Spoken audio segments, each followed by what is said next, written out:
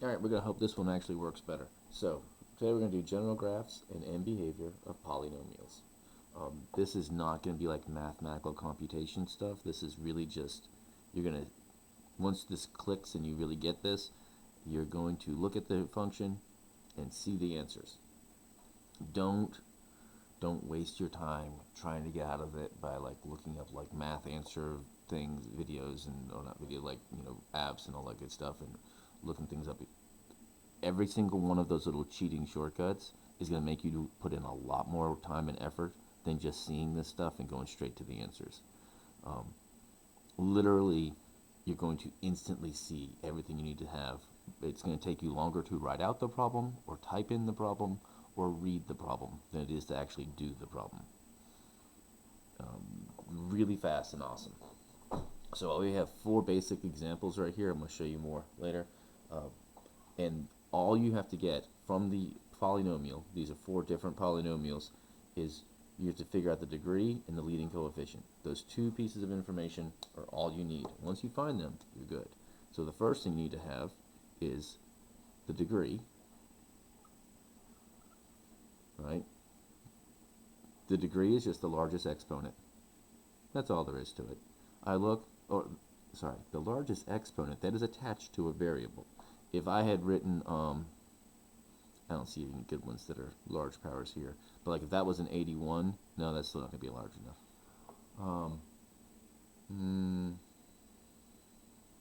I don't know. If this, instead of that being an 8, if that was like 2 to the 7th, 2 to the 7th is a number, not a variable. So that's the reason why this guy right here, that is my largest exponent on a variable, so it's degree 6.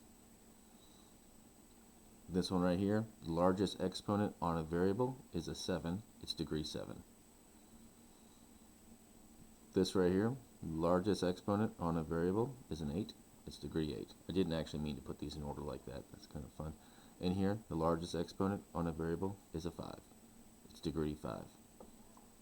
That right there is going to actually tell us like how, so much information, it's unreal, like half of the stuff.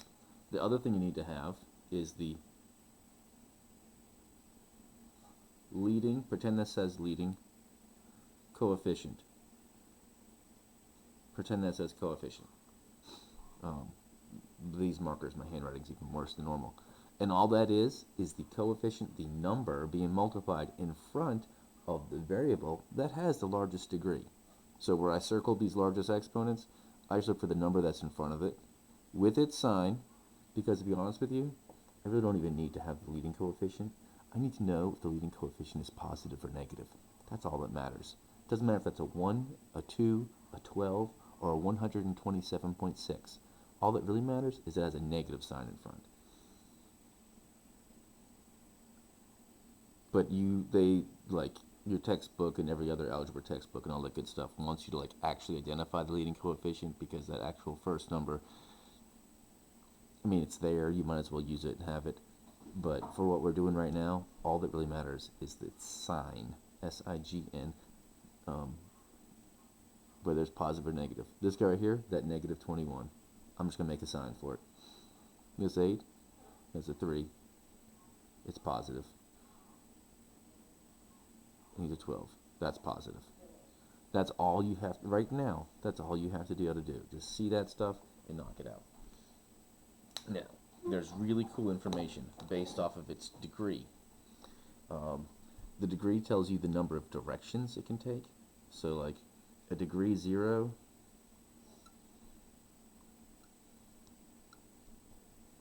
is whatever it is, it has no direction. And we're talking about, when I say direction, we're talking about like up and down, like whether it's going up or whether it's going down. Degree 0 does not go up or down, it just stays flat. Alright? So it has no, oh, this is the purple marker I don't like. Increase, decrease, whatever, no up or downness. Degree 1 goes in one direction, right? It can either go, it's a line, right? Or that way, right? So it ends up having 0 turns and 0 extremes. Now, I left this blank because, yes, it technically has 0 turns. I'll leave that there, but it's going to mess up the pattern. So I'm going to cross through it. I wrote it, but I crossed through it. And I'm leaving that blank because that one's kind of tricky when it comes to like the extremes. Oh, I'm like marking off space. Great. Because if it's flat, every single point on the line is a maximum and a minimum at the same time, and they're absolute maximums and minimums, which is bothersome because it's a special case. All right. It's not super important right now.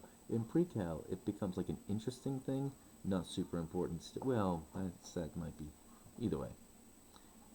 At some point, it's going to be interesting to important, one or the other. All right, so if it's degree 2, that means it goes in 2 directions. It will be going up and then down. By the way, this is a quadratic. Or it'll be going down and then up, right? Which means it has 1 turn. I almost made and 1 extreme. Degree 3, we go up, down, up. And this is a maximum, but it could do less. You could have a degree 1, you could have, once you get to 3, then you're actually at maxes. Let me actually get this up there a little bit. Because this actually could be a flat spot right there. It could end up being like, where it doesn't actually appear to be changed in that direction, although it technically is. Or you could be going that way, right? So he could have 3 directions or 2 turns, and these are, could have up to this number, or 2 extremes. Now, these are relative extremes, not absolute extremes, although this one is going to be an absolute. That one, but there's none of them. And this one actually aren't going to be absolutes, they're going to be relatives. If I had degree 4, that means I'd be going in 4 directions. It's either going to be a W or an M. Let me just write this up here. It's either going to be a W or an M, right? Those are arrows. That means it has 1, it goes down, up, down, up, down, up, down, up, 4 directions, that's its degree. Or it could have 1, 2, 3 turning points, 1 less than degree. Or 1, 2, 3 relative mins or maxes. So if you take the degree and subtract 1, that's the relative mins or maxes. If you take the degree, that's the number of directions it could be having. If you subtract 1, that's the number of turns. Alright, absorb that. That's going to be really helpful. No, let's actually just jump straight into everything.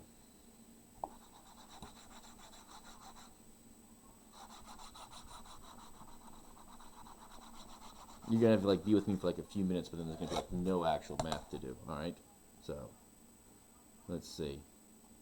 This doesn't look as flat on the video as it actually is, unless it hopefully looks great. So let's say these are my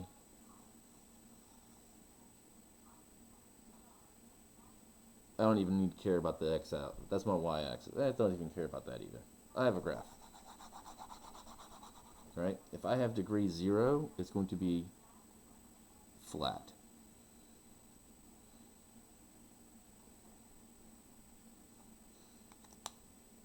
Let's see how many colors I have. If I have degree 1,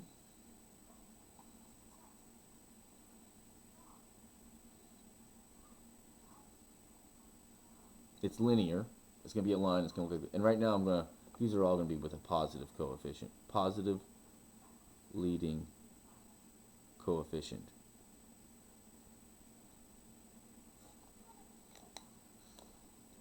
All right. If I have degree 2, he's going to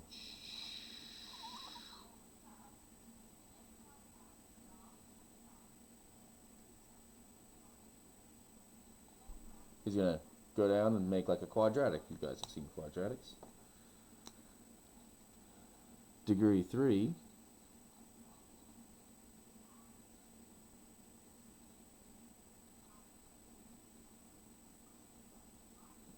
it's a cubic. You guys have seen this from the family of functions. He's going to be going up, down, and then back up.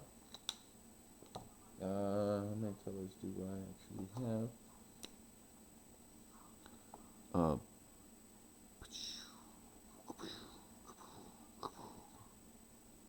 Degree 4 going to look like a W. I already have that color. Ooh, I haven't used green. So you'll see this is really not. Degree 5, ready? I'm going up. 2 is down. 3 is up. 4 is down. 5.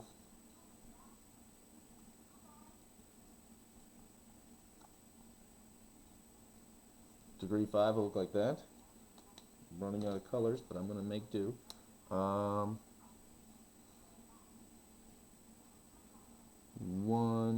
2, 3, 4, 5, 6.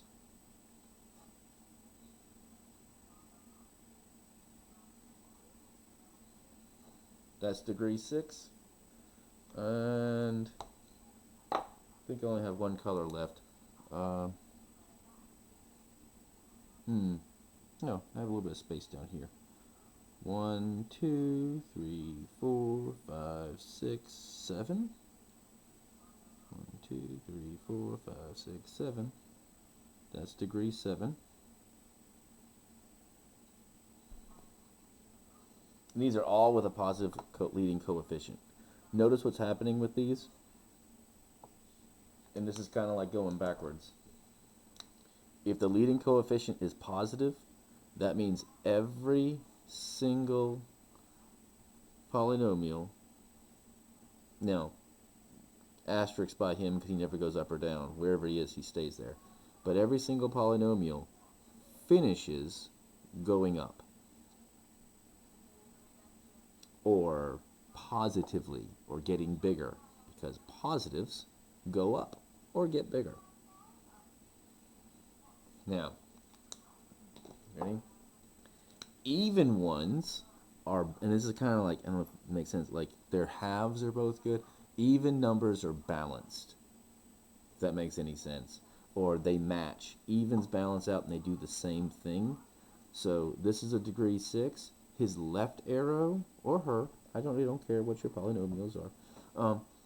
Left arrow is doing the same thing the right arrow is. Left arrow doing the same thing. Left arrow doing the same. Like, I don't even have to look at the numbers. I can see. Even 2, 4, 6.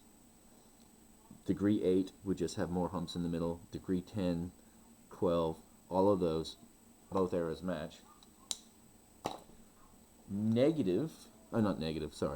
Odd degrees have opposite arrows. Opposite of whatever the right side's doing. Now, leading coefficient, I'm going to be a little bit smart aleck, literally flips these guys upside down. So that now all of... Did not flip that way. That was a bad example. When I went to flip it, I needed to actually flip it over like that. But now I don't have graph paper. So, we'll do this really fast. I'm going to run out of my colors. Now, if I have a negative leading coefficient, negative leading coefficient, right? We'll start here again. Degree 0. Still doesn't do anything impressive.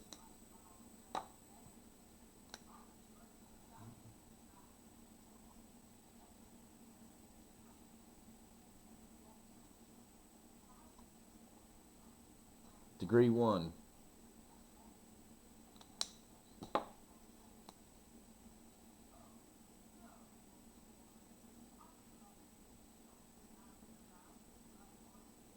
Degree 2.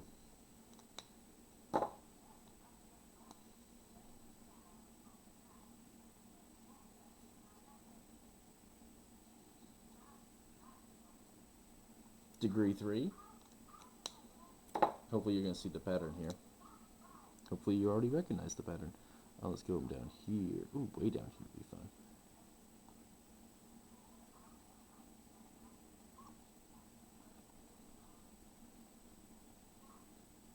Degree 4.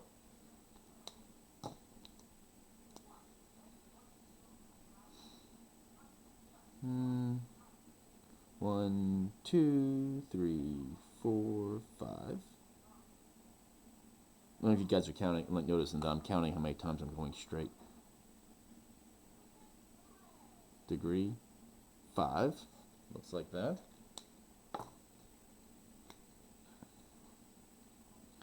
One, two, three, 4, 5, 6.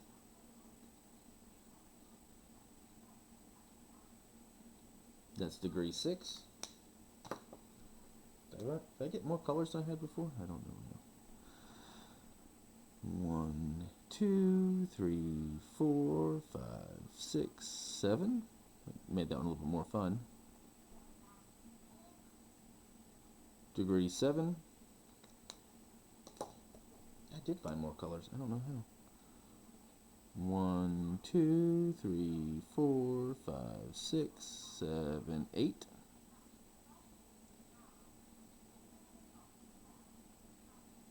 Degree 8. And I'm going to have room. Let's make this work right about here. 1, 2, 3, 4, 5, 6, 7, 8, 9. Look at that. Degree 9. And remember, these are all if I have a negative leading coefficient. Alright? Negative leading coefficient means that, looks at the backside first, means that the function will finish going down every single time. It tells you the leading coefficient, which is kind of funny. What you do first tells me what's going to happen last. Stick that in your noodle, put that as a feather in your hat, or any other old-fashioned sayings that are there, and keep that in your head. I'm just going to leave him alone. Right? A negative leading coefficient means the graph is going to finish pointing down. Also, if the degree is even, it's going to start the same way that it finishes. So there's a 2, here's the 4, there's the 6, where's the 8? Oh, there's the 8, right? If it's odd, it's going to start opposite from how it finishes. So if I know it finishes this way, it's going to start up, start up, start up. Oh, that's, where's the other one? Start up. All right? And that's it, really. It's just like, hey, what's this thing look like? What's it finish like? Let's actually graph just a couple. This video is going to take way longer than it needed to, but I think we're getting good stuff here. So if I had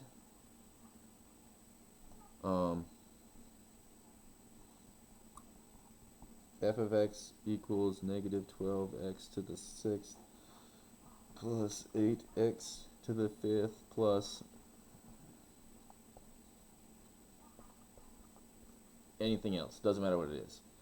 And I look, I know negative, this is the largest power, right? Finishes negative, it's going to be finishing going down. It's going to have 6 different directions. So 1, 2, 3, 4, 5, 6. At most, it's going to have at most 6 different directions. And we're going to graph these all from the most, but I also know that no matter what, it has to be fit. Now, like this, and technically it has those directions the whole time, but like this guy right here could be so short or so small they ends up, or these two end up getting so close that they end up looking like they're flat, right? So you can have pretenders that appear to be flat, but they really have those number of directions, even if it's like that. And this is a cubic, like our family of functions cubic, y equals x cubed. It's actually going up, going down, up, that fast, going up, down, and back up, without actually going anywhere. So it's going up, down, up. that little skid mark there is a special case that we're going to look at and talk about. They're there. They can be prolonged and stretched out and all that good stuff, but still it's there. That still technically counts those directions. Either way, negative, so it means it has to be finishing negative, and it has to match the other side, which means it has to start negative. I'm going to do this way faster than I was planning on. Let's say that's a 4 and it's positive. Well, now, since it's positive, I have to finish positive. I can only go 4 directions, so this is 1, 2, 3, 4. There's my graph. It's a W. And right now, we're just looking for just the general shape. Let's say it's an odd positive. Fits to the 5th, starts up. 1, 2, 3, 4, 5. Starts, because it's, let's say the 5th, it's positive, so it finishes going up.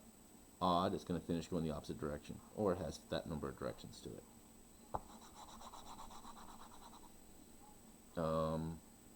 Oh, I think I have to just make it a negative. Negative would be 1, 2, 3, 4, 5.